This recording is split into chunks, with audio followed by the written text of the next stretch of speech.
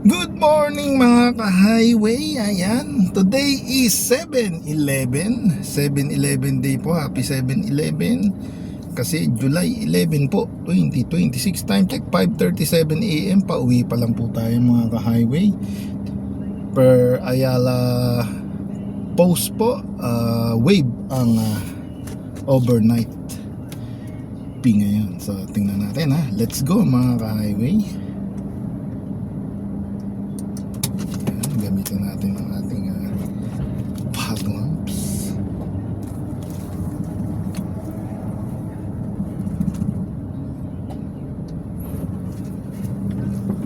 Solo natin pong floor na to.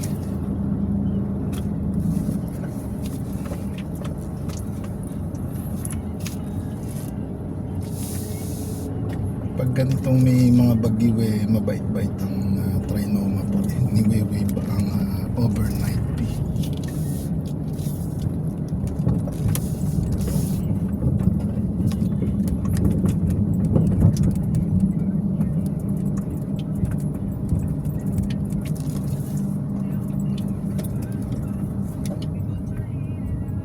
Ayun, meron din nag-overnight dito.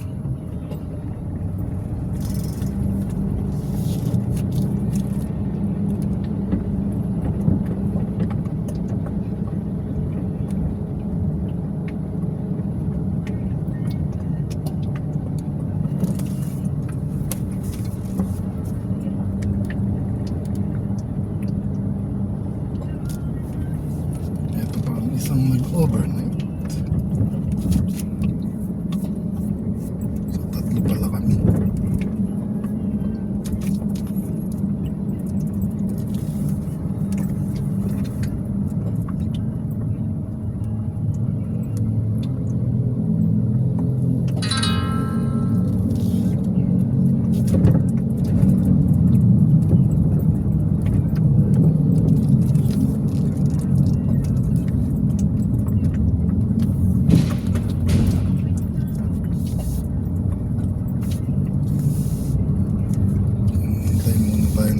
Cashier dito.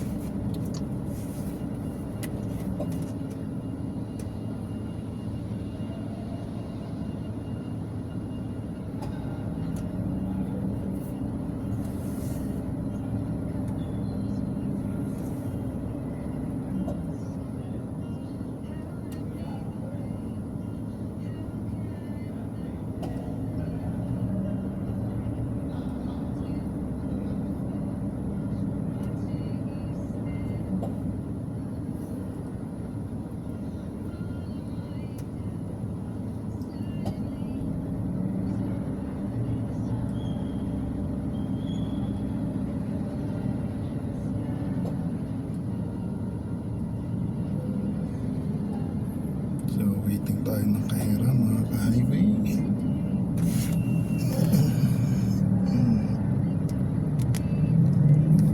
Yan, kwento ko na lang din po. Kanina dumaan tayo ng 7-Eleven. Yun nga po, maraming nakasale, naka 50 off sa 7-Eleven. Ayan.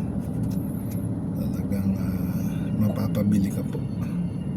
Karamihan mga pagkain pagkain at drinks.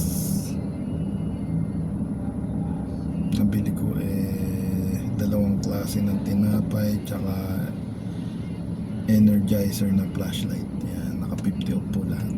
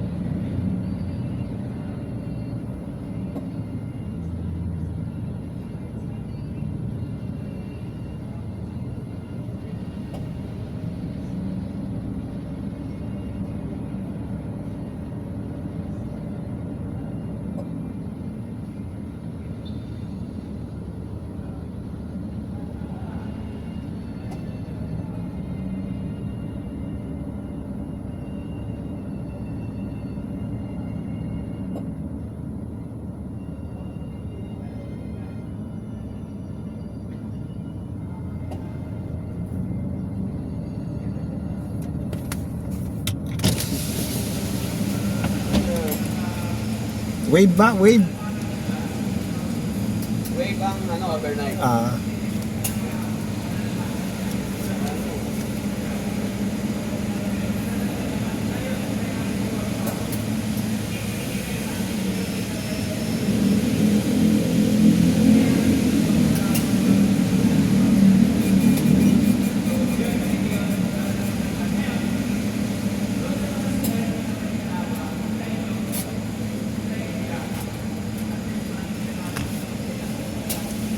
Ano po overnight? 300. 300. Dito 20.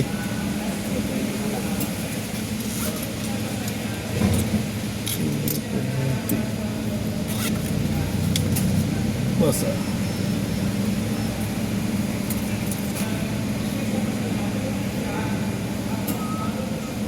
Yan, sa wakas, nakalibre na overnight.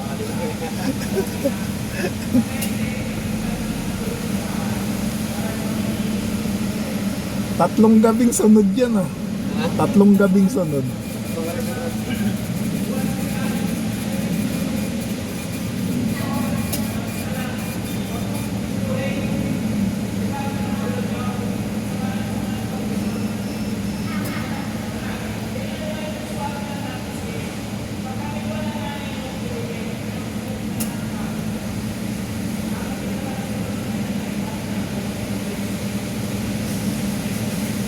Wala kang damage card dyan.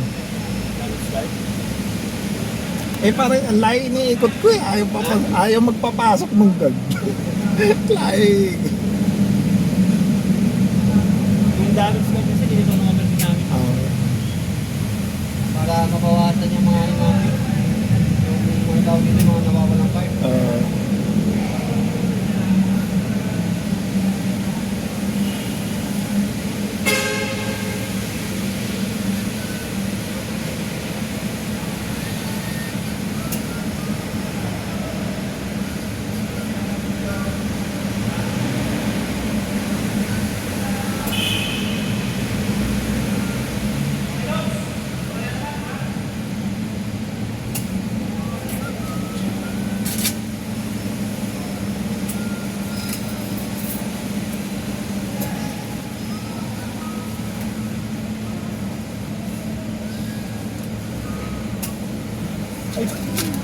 Yun, nasa po pa. Kalitan sa rin. Thank you, boss.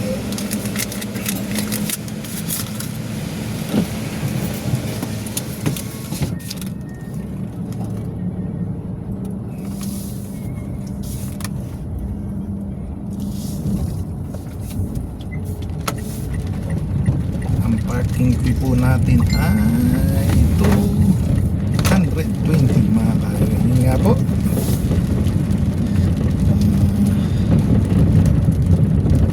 Wala pong overnight fee. Medyo magkatagalan tayo naghintay, mga 10 minutes. Galing pa ng ibang area yung cashier.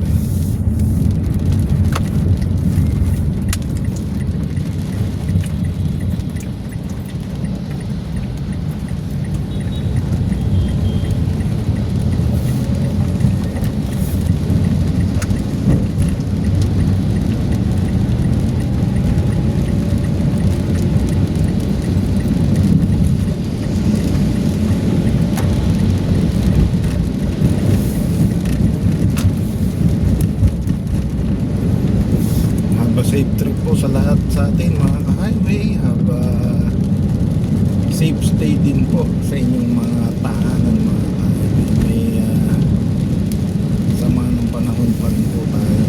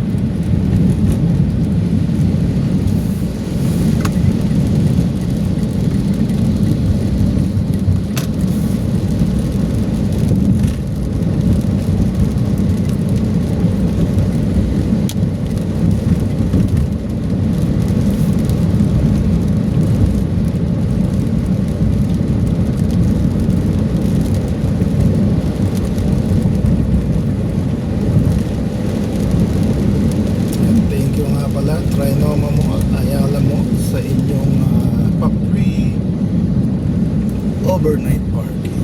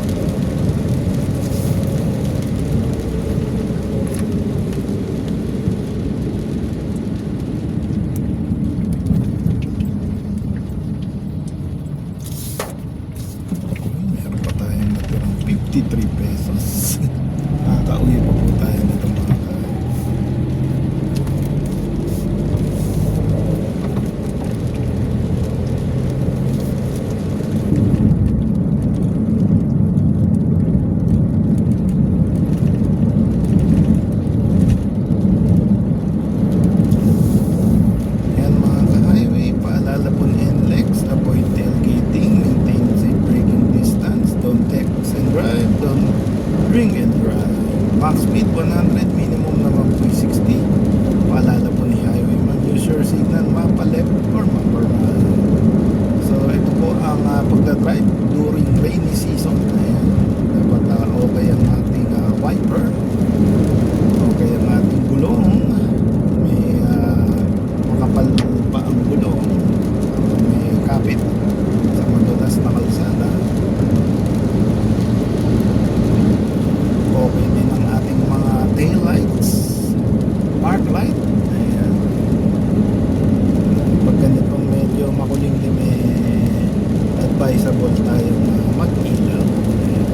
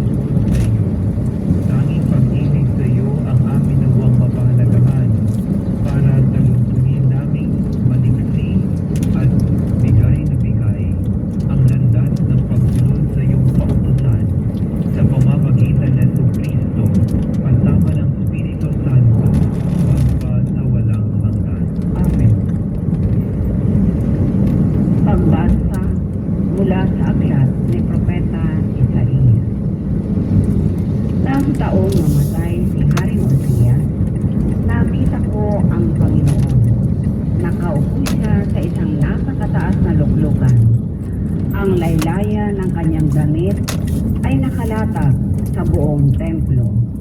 May mga serapin sa kanyang ulunan at bawat isa'y may 6 na pakpak.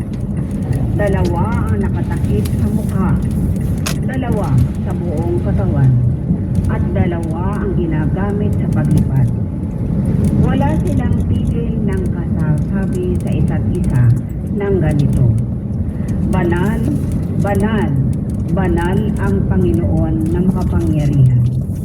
Ang kanyang kaniningay laganap sa sanlibutan.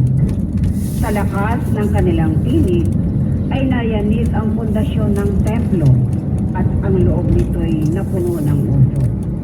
Sinabi ko, kawawa ako, marumi ang aking labi at naninirahan sa piling ng tao marurumi rin ang labi. Mapapahamak ako pagkat ako'y isang makasalanang nakakita sa Panginoon, ang makapangyarihang hari. Pagkatapos, may isang siraping sumipit ng baga sa dambana at lumipad na patungo sa akin. Ang baga ay diniit sa aking mga labi at sinabi, wala ka ng sala. Napawi na ang mga kasalanan mo. Narinig ko ang tinig ng Panginoon. Sino ang aking ipadadala? Sino ang aming susuguin? Sumagot ako, narito po ako. Ako ang isugo ninyo. Ang salita ng Diyos. Salamat sa Diyos. Panginooy naghari na, ang damit niya'y maharlika. Panginooy naghari na, ang damit niya'y maharlika. Panginooy naghari na ang suot sa katawan ay damit na maharlika at batbat ng alakasan. Panginooy naghari na, ang damit niya'y maharlika. Ang sambigan ng daigdig, matatag ang pinatungan. Kahit ano ang gawin pa'y hindi ito magagalaw. Ang trono mo ay matatag simula pa noong una, bago pa ang una pa man, ika't ika'y naroon na. Panginooy naghari na, ang damit niya'y maharlika. Walang hanggan, Panginoon, ang lahat ng tuntunin mo. Sadyang banal at matatag ang sambahang iyong templo. Panginooy naghari na, ang damit niya'y maharlika.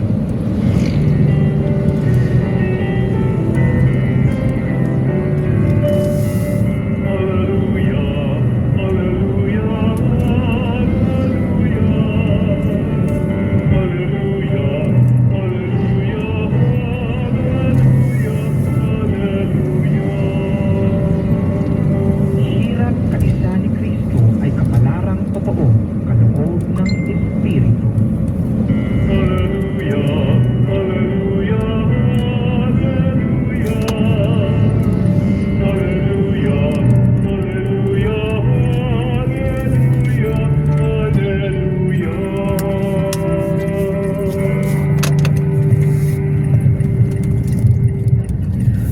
Sumainyo ang Panginoon. At sumainyo rin ang mabuting balita ng Panginoon ayon kay San Mateo.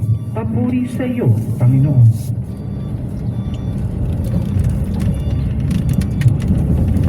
Noong panahong iyon, sinabi ni Jesus sa kanyang mga apostol, walang alagad na higit kay sa kanyang guro at walang aliping higit sa kanyang Panginoon. Masiyahan ang alagad na matulad sa kanyang guro at ang alipin na matulad sa kanyang Panginoon. Kung ang puno ng sambahayan ay tinawag nilang Beelzebul, lalo nilang aalimurahin ang kanyang mga kasambahay. Kaya huwag kayong matakot sa kanila. Walang natatago na di malalantad o nalilihim na di mabubunyag. Ang sinasabi ko sa inyo sa dilim, ulitin ninyo sa liwanag, at ang ibinulong sa inyo ay inyong ipagsigawan. Huwag ninyong katakutan ang pumapatay ng katawan, ngunit hindi nakapapatay ng kaluluwa. Sa halip, ang katakutan ninyo'y ang nakapapatay ng kaluluwa at katawan sa impyerno. Hindi ba'y pinagbibili ang maya ng dalawa isang pera? Gayunman, kahit isa sa kanila ay hindi nahulog sa lupa kung hindi kalooban ng inyong ama. Maging ang buhok ninyo'y bilang na lahat, kaya huwag kayong matakot. Higit kayong mahalaga ay sa libu-libong maya. Ang sino mang kumilala sa akin sa harapan ng mga tao ay kikilanlin ko rin naman sa harapan ng aking amang nasa langit. Ngunit ang magtatwa sa akin sa harapan ng mga tao ay itatatwa ko rin naman sa harapan ng aking amang nasa langit. Ang mabuting balita ng Panginoon. Pinupuri ka namin, Panginoong Heso Kristo. Magandang umaga po sa inyong lahat, mga kapanalig. Lahat po tayo ay mayroong kinakatakutan. Maaring hindi man natin sa ngayon ay isip, pero minsan nang dumaan po sa ating kaisipan ang mga bagay, mga realidad na kinatatakutan po natin. Halimbawa ay natatakot po tayo sa kamatayan sapagkat hindi natin alam kung kailan at kung paano ito darating. Maaring ay sa atin ay tumatawa, nakangiti, palakwento, pero mayat maya ay nanghina at mayat maya ay binabawian na ng buhay. Natatakot tayo sa kamatayan. Maring aling din po sa atin ay natakot na matanggihan. We are afraid of rejection. Maaring natatakot tayo na sa ating presensya pa lamang, hindi tayo tanggapin ng ibang tao. O kaya natatakot tayo sa nasabihin yung ating desisyon. Maring hindi tanggapin ng ating mga taong pagsasabihan po natin. Halimbawa ay yung estudyanteng magpapalit ng kanyang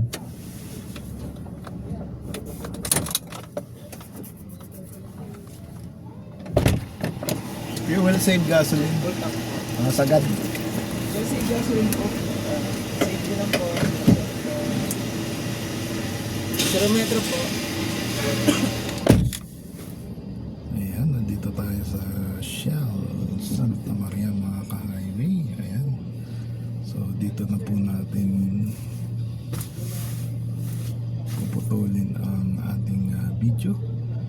Ayan, happy weekend po sa lahat. Happy 7-11 day. Happy birthday, happy anniversary. God bless. Thank you. Bye-bye.